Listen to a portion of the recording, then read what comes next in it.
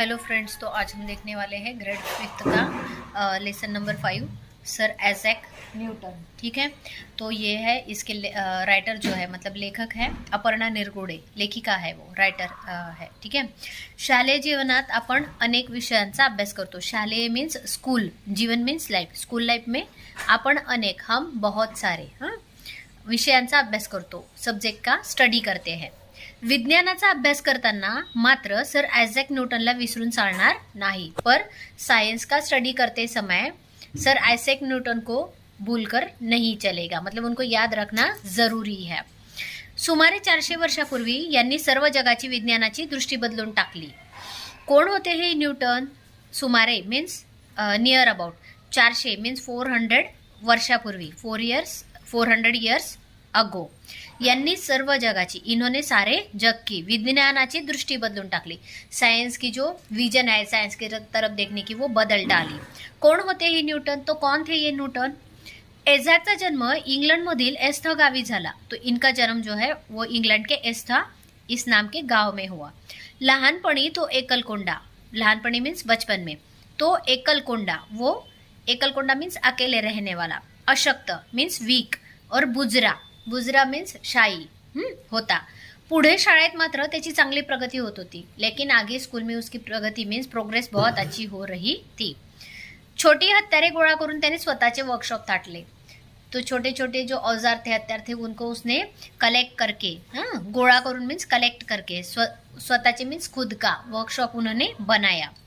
लहान मोठी यंत्रे उघडायची, ती परत जोडायची। लहान मोठी यंत्रे मीन छोटी बड़ी जो मशीन्स थी उनको वो ओपन करता था और फिर से वो जोड़ देता था। ती यंत्रे कशी चालतात याचे निरीक्षण करायचे व नोंदी ठेवायच्या। और ये मशीन्स जो है वह कैसे चलते हैं उनको, उनका वो ऑब्जर्वेशन, निरीक्षण मीन्स ऑब्जर्वेशन करते थे, और वो नोंदी मीन्स उनके नोट्स रखते थे। ठीक है ना, कि कैसे नोंदी ठेवायचं या गोष्टीत तो रमत असे। तो वो किन बातों में एंजॉय करते थे या किन बातों में हमेशा ये रहते थे, तो वो है ये जो मशीन है वो कैसे चलते हैं उनका ऑब्जर्वेशन करना और उनके नोट्स रखना। ठीक है, उनका कंटिन्यूस नोट्स रखना, बनाना, ये रखना। ठीक है, इसमें वो हमेशा बिजी रहते थे। आगे देखते हैं। एकदा सोसाट्याचा वारा सुटला होता। एक बार क्या हुआ, तो जोरों की, सोसाट्याचा मीन्स बहुत जोर का, वारा मीन्स हवा चल रही थी, सुटला होता। लोकांनी भराभरा आपल्या घराची दारे खिडक्या लावून घेतल्या। तो लोगों ने क्या किया, अपने घर के दरवाजे खिडकियां जल्दी जल्दी, भराभरा मीन्स जल्दी जल्दी बंद कर लिए, लावून घेतल्या, बंद कर लिए। वाऱ्यापासून प्रत्येक जण आपला बचाव करीत होता। तो हवा से हर कोई अपना बचाव कर रहा था। ठीक है, पण आइजैक मात्र मैदानावर पळत सुटला। पर आइजैक मात्र मीन्स वो, उन्होंने क्या किया, मैदानावर मीन्स ओपन ग्राउंड में वो भागते गए। मैदानावर उभे राहून त्यांनी वाऱ्याच्या दिशेने उडी मारली। उन्होंने क्या किया, ओपन ग्राउंड में मैदानावर उभे राहून वाऱ्याच्या दिशेने मीन्स एयर की डायरेक्शन में उन्होंने जंप मारी। नंतर वाऱ्याच्या विरुद्ध दिशेने उडी मारली, और सेकंड जंप उन्होंने क्या किया कि हवा के अपोजिट डायरेक्शन में जंप मारी। दोन्ही उड्यांमधील अंतर टिपले। जो जंप थी, दोन्ही उड्यांमधील अंतर मीन्स दो जंप में का जो डिस्टेंस है, अंतर मीन्स डिस्टेंस, टिपले मीन्स उन्होंने नोट किया, वो त्यातील फरक त्याने अभ्यासला, और उनके बीच जो डिफरेंस आया वो उन्होंने नोट स्टडी किया। ठीक है, हाँ, त्यातून त्याने वाऱ्याचा वेग मोजला, और इस पे से उन्होंने क्या किया, जो हवा का जो स्पीड होती है, हवा की विंड स्पीड जो होती है वो उन्होंने मेजर की। वाऱ्याचा वेग मीन्स हवा का स्पीड, एयर स्पीड। गणित हा त्याचा आवडीचा विषय होता। तो मैथ्स ये उनका पसंदीदा फेवरेट सब्जेक्ट था।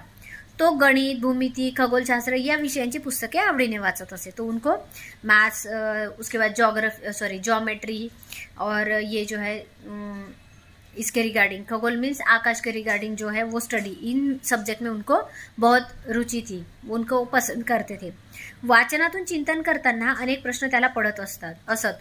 तो वाचन मीन्स रीडिंग करने के बाद वो खुद को जब रिवाइज करते थे, वो रीड किया हुआ, तो उनको बहुत सारे क्वेश्चन आते थे। इंद्रधनुष्यात रंग कसे येतात त्याचे कोडे त्याला उलगडले। तो इंद्रधनुष मीन्स रेनबो में कलर कैसे आते हैं, इसका उनको जो कोडे मीन्स पजल, या तो वो जो था कि क्या होता है, रिडल होता है, क्या होता होगा कि जिस वजह से ये रेनबो में कलर्स आते हैं, तो ये उसको समझ में आया। अनेक वर्ष त्याने निरीक्षण करून प्रकाशाचा सिद्धांत मांडला। तो अनेक वर्ष मीन्स बहुत साल उन्होंने ऑब्जर्वेशन, निरीक्षण मीन्स ऑब्जर्वेशन करके क्या किया, प्रकाशाचा सिद्धांत मीन्स लाइट की थ्योरी उन्होंने पुट फोर्थ की, मांडला मीन्स पुट फोर्थ की। त्याच्या दारात सफरचंदाचे झाड होते, तो उनके घर के बाहर, दारात मीन्स घर के बाहर ही यार्ड में, झाडावरून झाड होते, सफरचंद एप्पल का ट्री था उनके आंगन, झाडावरून सफरचंद खाली पडताना तो रोज बघत असे। तो वो डेली क्या देखते थे कि ट्री के ऊपर से, झाडावरून मीन्स ट्री के ऊपर से नीचे जो एप्पल है वो गिरते हैं।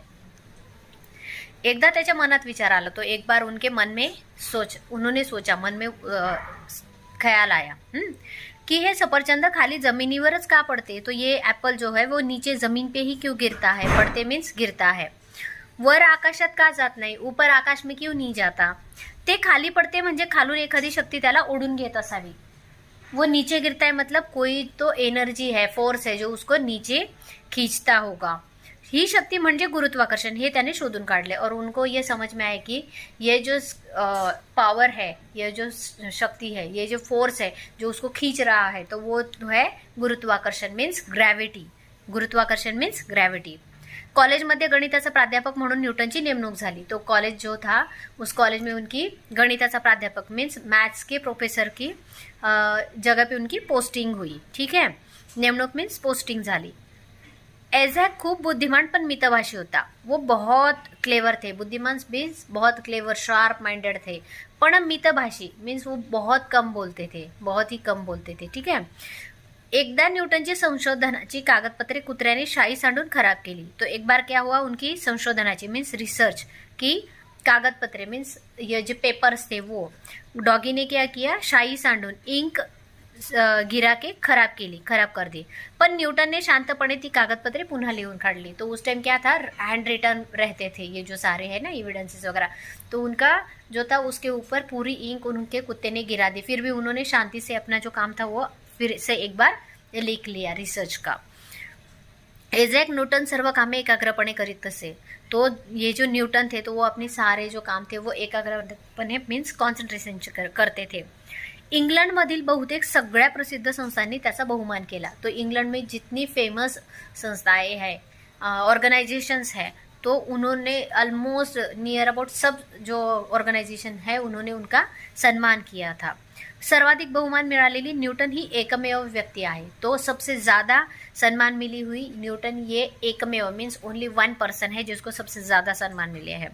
मात्र भिडस्त आणि एकलकोंड्या, भिडस्त मीन्स किसी को भी ये कर देना, मतलब बोल देना डायरेक्टली, हम बोलते ना स्ट्रेट फॉरवर्ड, पण मात्र भिडस्त आणि एकलकोंड्या स्वभावामुळे न्यूटन प्रसिद्धीपासून दूर राहत असे। पर उनका नेचर जो था कि डायरेक्टली किसी को भी बोल देना है ना, स्ट्रेट फॉरवर्ड, और एकलकोंडा मीन्स अकेले रहना, ये दो जो उनके नेचर के टाइप थी, इसलिए उन्होंने क्या, वो हमेशा प्रसिद्धि मीन्स फेम से वो दूर रहते थे।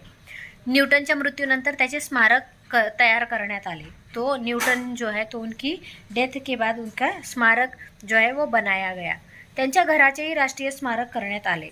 उनका घर जो है उसका भी राष्ट्रीय स्मारक बन गया, नेशनल ये हो गया।